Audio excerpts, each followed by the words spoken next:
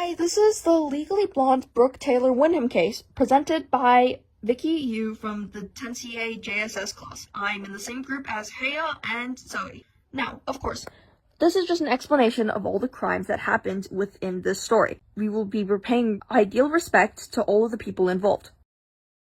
Now, starting off with the people involved. First, of course, we have our defendant, Miss Brooke Taylor Wyndham. She is of an unspecified age, but is suspected to be in between 25 to 35 years old. She is a famous fitness instructor, wife to the victim, Hayworth Wyndham, and stepmother of Chutney. She was accused of first-degree murder. Next on our list is Chutney Wyndham. Chutney was actually found guilty of the murder of Hayworth Wyndham.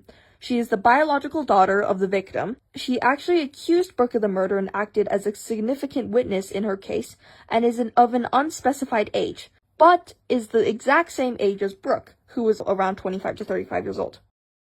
Professor Callahan is Taylor Wyndham's first lawyer. He was, however, fired during the middle of the case and replaced by Elle Woods, who was a law student. He actually hired Elle on his internship as a leading law professor at Harvard. He is a reputable professor who additionally runs a billion-dollar law firm. Elle Woods. Elle Woods attends Harvard Law School and is placed on Hayworth Wyndham's case. She represents Miss Taylor Wyndham in the latter half of the court and is a part of the same sorority as Miss Taylor Wyndham. She eventually leads Chutney Wyndham to get arrested. And finally, we have our victim, Mr. Hayworth Wyndham. Of course, we did not have any photos of him, and we will not be doing so to respect his privacy. He is the father of Chutney and the husband of Brooke. He left his entire fortune to Brooke in his will, and was a multimillionaire who had amassed a large fortune. In the court, we have Brooke, Chutney, and Hayworth. The accusation is that Hayworth was murdered by Brooke. Chutney apparently did not witness this, as she was in the shower. When she came downstairs, Brooke had been standing over her father's corpse with a gun. So, by that logic, it's safe to assume that Brooke was the one who had shot Hayworth. A couple of motives were presented for this case.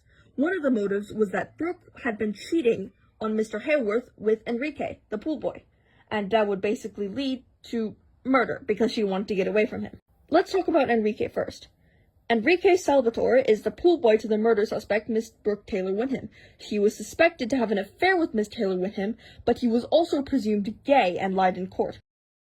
This was deduced because of Emmett, another student of Mr. Callahan, who had smartly deduced that Enrique was gay. This meant that he could not have been having an affair with Miss Brooke Wyndham because he was gay. Of course, details were not broadcast to the public for a quite significant amount of time. The next time that we see what's happening inside the law room is when the lawyers are changed for the defendant from Mr. Callahan to Elle Woods. Elle Woods was eventually able to solve this case because she was able to poke holes in one of the witnesses' testimonies, Chutney. At the time, Chutney said that she had gone to perm and gone home and had a shower, which is why she did not hear the gunshot and did not immediately discover the body or call the police.